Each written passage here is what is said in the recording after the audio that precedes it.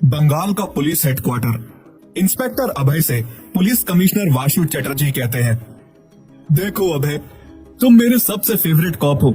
मैंने नोटिस किया है कि तुमने कई महीनों से नक्सलियों की कमर तोड़ने के जुनून में आराम तक नहीं किया है।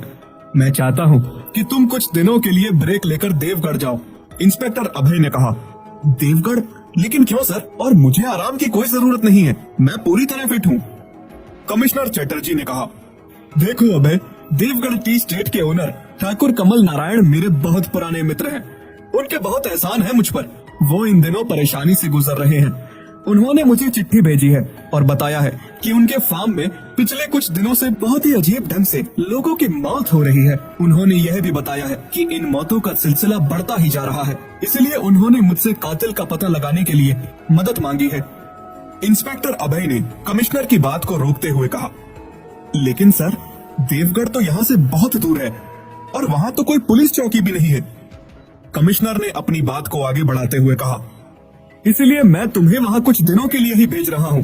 तुम वहाँ ऑफिशियल तौर पर नहीं जा रहे हो। तुम वहाँ हो रही इन घटनाओं के पीछे के रहस्य का पता करके कातिल को पकड़ो। ये मुझे नहीं लगता कि ज्यादा कठिन काम है।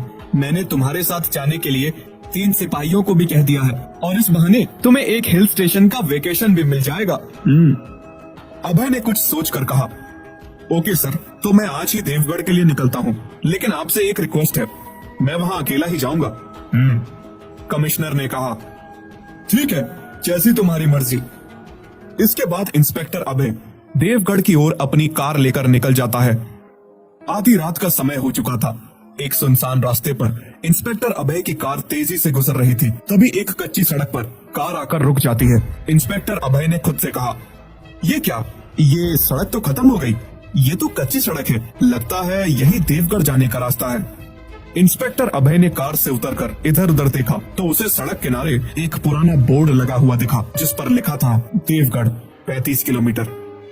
इंस्पेक्टर अभय ने अपनी कार उसी कच्ची सड़क पर मोड़ दी और देवगढ़ के उस वीराने रास्ते पर बढ़ चला। अभय को देवगढ़ पहुंचते हुए काफी रात हो चुकी थी। ठंड और घने कोहरे की वजह से रास्ते को देख पाना बहुत मुश्किल हो रहा था, इसीलिए इंस्पेक्टर अभय कार धीरे धीरे चलाते हुए आगे बढ़ रहा था। देवगढ़ की कच्ची सड़कों पर कार हिचकोले खाते हुए आगे बढ़ ही रही थी कि अचानक उसकी कार के आगे एक लड़की आ गई और उस लड़की को बचाने के चक्कर में गाड़ी रोड किनारे पर एक पत्थर से टकराकर बंद हो गई। अभय कार से बाहर निकला और लड़की की ओर दौड़ा। लड़की जमीन पर बेहोश पड़ी थी। अभय ने उसे उठाया और उसकी ओर ध्यान से देखा। लड़की बहुत खूबसूरत थी। उसकी आंखों में गजब की कशिश थी। अभय कुछ देर तक उसकी खूबसूरती को ही निहारता रह गया। कुछ देर बाद अभय उस लड़की की झील सी आंखों से बाहर आया और उस लड़की से कहा, कौन है आप? आपको चोट तो नहीं लगी? और आप इस वीराने में क्या कर रही हैं? उस लड़की ने अभय को बताया कि वो किसी काम से शहर गई हुई थी, लेकिन यहाँ आते आते रात हो गई थी। शायद थकान की वजह से चक्कर आ गया था, इसलिए वो कार के सामने आ गई थी। अभय ने उस लड़की से कहा, कोई बात नहीं, आप परेशान मत होइए, मैं भी आपके गांव ही जा रहा हूँ, आइए आप मेरे साथ चलिए। अभय ने उस लड़की को सहारा देकर उठाया और अपनी कार के पास ले गया। वो दोनों कार में बैठकर रास्ते में चल ही रहे थे कि अचानक तेज आंधी तूफान के साथ बारिश शुरू हो जाती है। इस तेज तूफान में उनका आगे बढ़ना मुश्किल हो रहा था। अभय की कार धीरे धीरे बढ़ ही रही थी कि तभी एक पेड़ टूटकर सड़क पर गिर गया। वो दोनों इस पेड़ से टकराने से बाल बाल बचे थे। अभय ने कहा, हम अब यहाँ से आगे नहीं चल सकते, हमें यहीं रुक कर तूफान के थमने का इंतजार करना होगा और फिर कोई दूसरा रास्ता ढूंढना होगा। तभी उस लड़की ने कहा, हमारा यहाँ रुकना सही नहीं है। शायद आपको इन पहाड़ी बारिश का अंदाजा नहीं है। ये कितनी खतरनाक होती है, मैं जानती हूँ। ये पास में ही एक पुरानी हवेली है, हमें वहाँ जाकर रुकना चाहिए। अभय ने कार को उस लड़की के बताए अनुसार उस पुरानी हवेली की ओर मोड़ दिया और कुछ देर की ड्राइव के बाद वो दोनों उस हवेली में पहुंच गए। यह एक पुरानी और खंडर हवेली थी, लेकिन उस तूफानी रात में उनके लिए यही इकलौता सहारा था। हवेली के अंदर जाने का रास्ता घनी लताओं से ढका हुआ था, जो हवेली को एक भयानक रूप दे रही थी। टूटी हुई खिड़कियों के अंदर घुसने वाली हवा एक भयानक सिसकी की तरह लग रही थी। हवेली के दरवाजे जंग लगे थे और उनके चारों ओर मकड़ी के जाले फैले हुए थे। हवेली के अंदर का माहौल अंधेरा और दम घोटू था। जर्जर सीढ़ियाँ, टूटे हुए फर्नीचर और धूल से भरी मंजिलें हवेली को एक भयानक जगह बना रही थी। हवेली के अंदर अभय ने उस लड़की से पूछा, आपने अपना नाम नहीं बताया? लड़की ने एक मादक मुस्कान बिखेरते हुए कहा, मेरा नाम जैस्मिन है।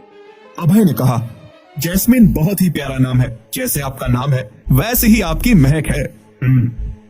जैस्मिन को ठंड लग रही थी। अभय ने आग लगाई। वो दोनों आग के पास बैठ गए। जैस्मिन के कपड़े गीले थे। जैस्मिन अपने बदन को अपने हाथों से छुपाने की कोशिश कर रही थी। अभय जैस्मिन की खूबसूरती में खोता जा रहा था। एकाएक अभय ने जैस्मिन को अपनी ओर खींच लिया और उसे अपनी बाहों में भर लिया। जैस्मिन ने समझ न आने वाली भाषा में कुछ बुदबुदाया। उसके बाद अभय जैस्मिन के सम्मोहन में खोता चला गया। जैस्मिन की ठंडी त्वचा अभय के स्पर्श से थरथरा रही थी। अभय ने जैस्मिन के चेहरे को अपनी हाथों में लिया और उसकी आंखों में देखा। जैस्मिन भी बड़ी ही मदहोशी से अभय को देख रही थी। अभय ने धीरे से जैस्मिन के हाथों पर चुंबन किया। जैस्मिन ने अपनी आंखें बंद कर ली और अभय के स्पर्श का आनंद लिया और उसके शरीर की गर्माहट में खो गई। अभय ने जैस्मिन के होठों को चूमा और उसे अपने कंधे पर उठाकर बिस्तर पर ले गया। कुछ देर के बाद अभय की नींद खुली। जैस्मिन बिस्तर पर लेटी थी।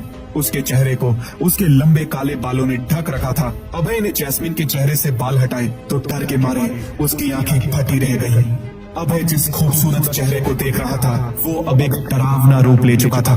अभय ने अपनी पिस्तौल देखी। वो दूर रखी हुई थी।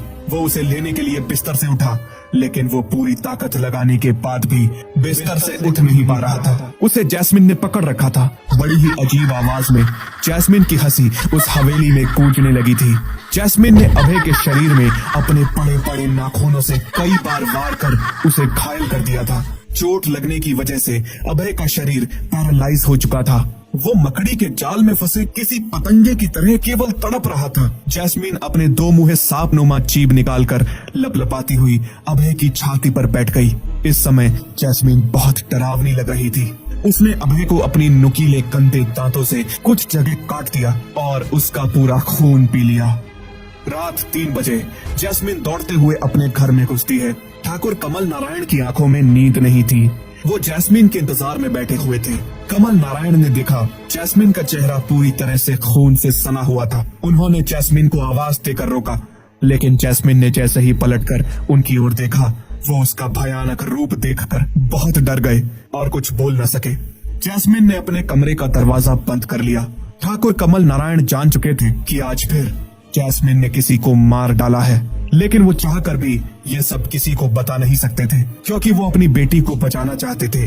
उन्हें पता था कि उनकी बेटी जैस्मिन के शरीर में कई शैतान है। काफी प्रयास करने के बावजूद भी इस शैतान को उनकी बेटी से अलग नहीं किया जा सकता था।